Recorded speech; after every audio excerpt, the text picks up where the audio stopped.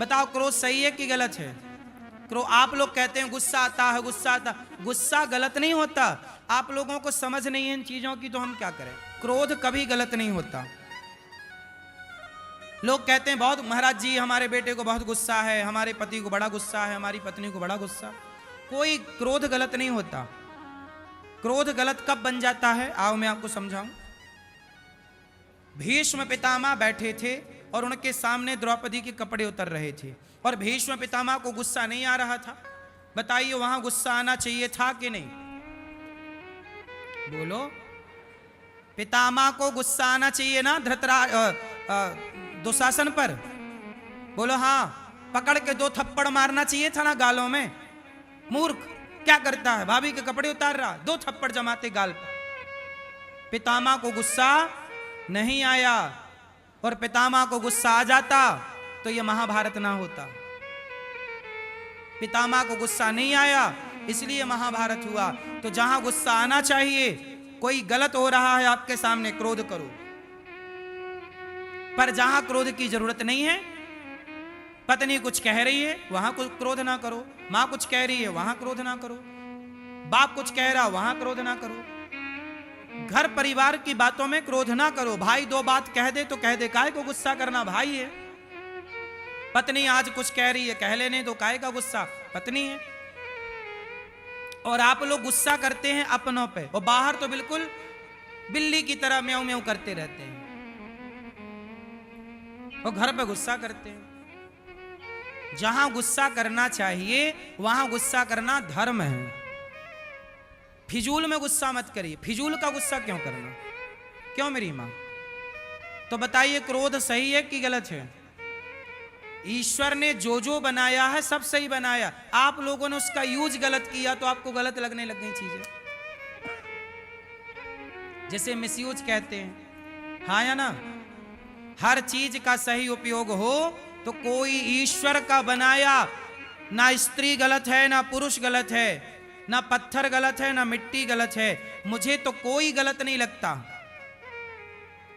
गलत तब हो जाती हैं चीजें जब आपका नजरिया बदल जाता है। जो गलत है उसे गलत कहिए,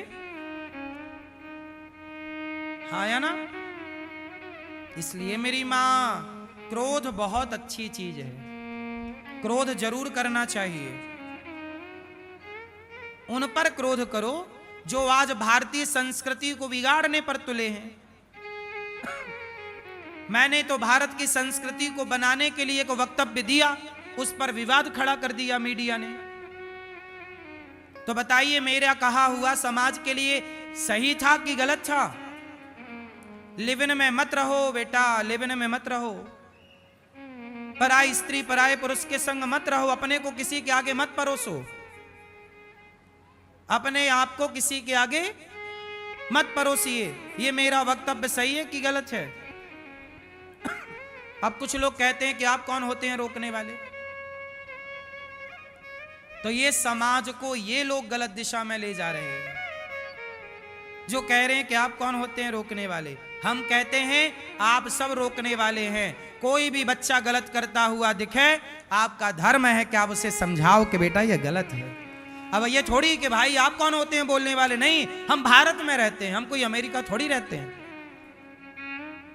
हमारे भारत में तो हमारे गांव में कोई बूढ़ा व्यक्ति आ जाता था ना, तो मोहल्ले के बच्चे बैठे रहते थे, लड़का लड़का हम लोग बैठे रहते थे, और गांव का कोई बुजुर्ग आ जाता तो हम लोग खड़े हो जाते थे उस बुजुर्ग के सम्मान में, जबकि वो कोई लगता नहीं था रिश्ते में।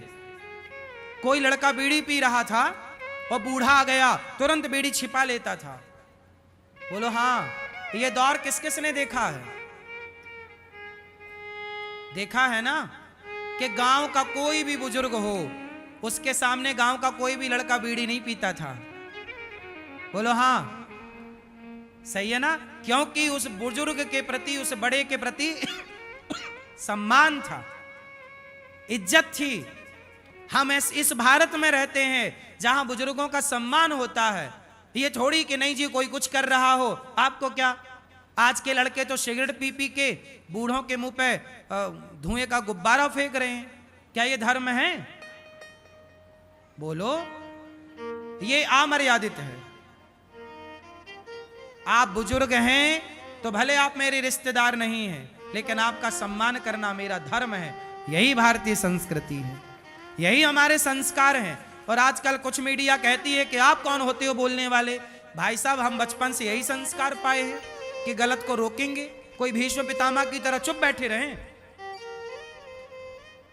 होने दो समाज में गलत फिर।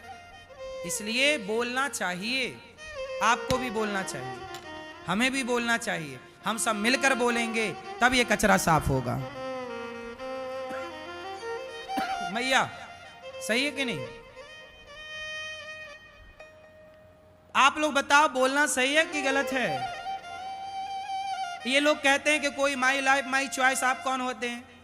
हम क्या उत्तर दें, बताओ फिर।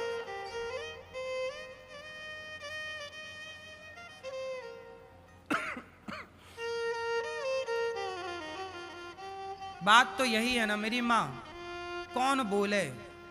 सब लोग डरते हैं कौन बोले, कौन मुंह पच्ची करे, माथा पच्ची करे। लेकिन इसी ना बोलने के कारण ना इतना रायता फैल गया। हमारा देश संस्कारवान है, संस्कृति हमारी उत्तम है। ऐसे ना गवाओ मेरी माँ, इस भारतीय संस्कृति को बनाए रखो, काम आएगी। ये संस्कार ही काम आएंगे। मैंने बचपन में ये संस्कार ना पाया होता ना, तो आज मैं बेसहारा माओ के पांव क्यों दबाता। देखो, माओ को चलो रहने की व्यवस्था होती, आप भी कर सकते हो माताओं की व्यवस्था, भोजन आप भी दे सकते हो। लेकिन ये दास माताओं के पांव दबाता है। आजकल बेटा अपने माँ बाप के पांव दबाने में शर्म करता है, लेकिन ये दास उन माताओं के पांव दबाता है जिन माओं का कोई हमसे संबंध नहीं है। ये क्या था? ये मेरे बचपन का वही संस्कार था, बड़ों की सम्मान का। ये संस्कार मैंने पाया है, विरासत में पाया है। और आप कहते हो आप कौन होते हो बोलने वाले? क्या करें साहब, वो खून में चला गया है, इसलिए बोले बिना रह नहीं पाते। जब गलत देखते हैं ना तो चुप नहीं रहा जाता। क्या करें भैया, आप बताओ? चुपचाप तमाशा देखते रहें? चाणक्य ने जब सिकंदर आया, जब आक्रांता आए, तो चाणक्य ने जाके धनानंद को बोला, धनानंद जाग जा भैया, हमारे देश में आक्रांता आ गए, आक्रांता घुस गए हैं और तू यहां नाच गाने में उन्मत्त हो रहा है।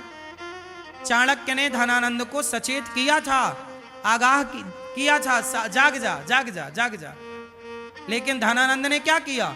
उल्टा चाणक्य का अपमान कर दिया, बाल पकड़ाया, चोटी पकड़ाई, चल बाहर। तब चाणक्य ने कहा, भाई मैं तो तेरा भला चाह रहा हूं, इस देश का भला चाह रहा हूं, आक्रांता घुस रहे हैं और तू बलवान राजा है, तू समझदार राजा है, और तू यहां वो नाचने वाली नाच रही और ये तू तमाशा देख रहा है। तू राजा ये नचनियों का नाच देखने के लिए बना है क्या, कि जनता की सेवा के लिए बना है?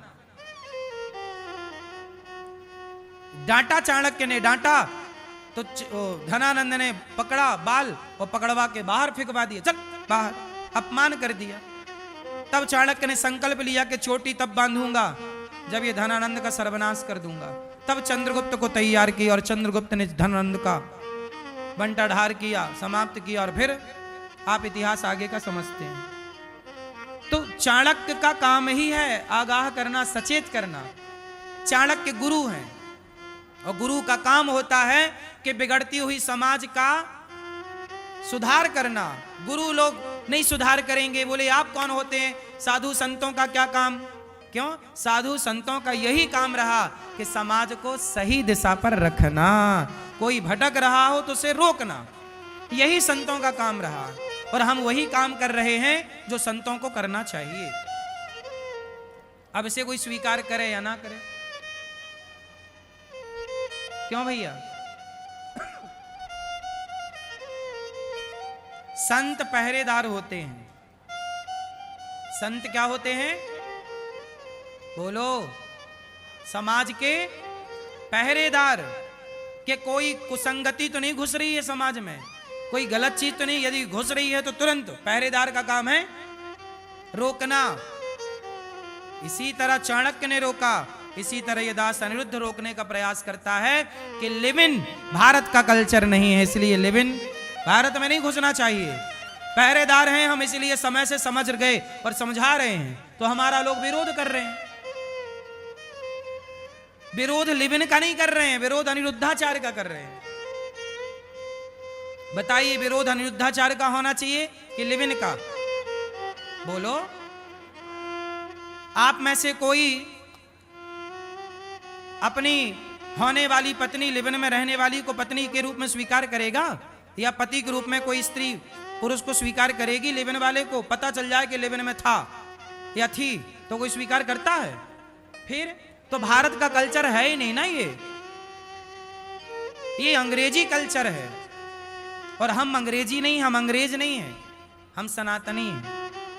सनातनी को सनातनी रहने दिया जाए, अंग्रेज ना बनाया जाए।